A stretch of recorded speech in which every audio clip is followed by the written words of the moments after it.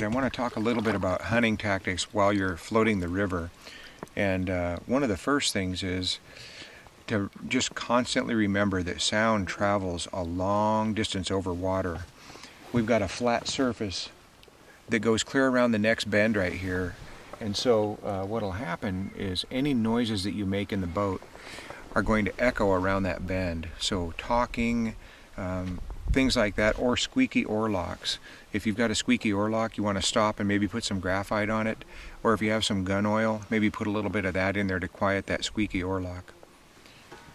Also, when you're rowing, you want to keep your oars rotated properly so you're not constantly going like that. That makes a lot of noise, and that noise will carry a long ways. You can talk when you're floating, but you want to keep your voice really low and avoid sounds that are going to carry a long ways, like s, loud S's and stuff like that. That's going to carry a lot farther. So keep it really quiet.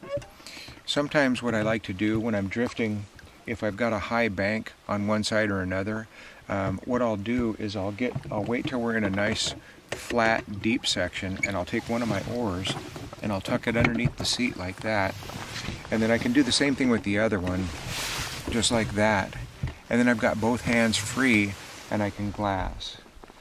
And in some situations, oh, by the way, the reason why you want to keep your oars out of the water, if you leave your downstream oar hanging in the water, what can happen is that the blade can drop and get pinned against the bottom, and it can actually crab the whole boat right over. So here we are, we're just drifting along, it's nice and quiet.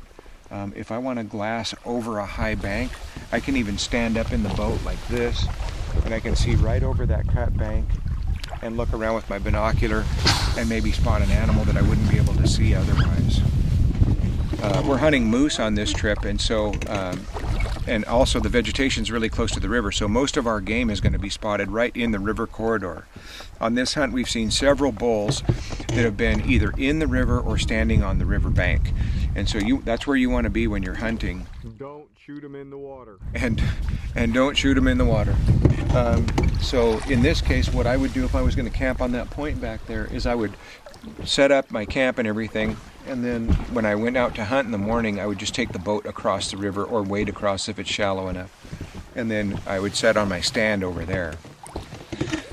A strategy with moose hunting is to sit tight, and that's really hard to get people to do, especially elk hunters that are used to being proactive and walking around in the woods quite a bit.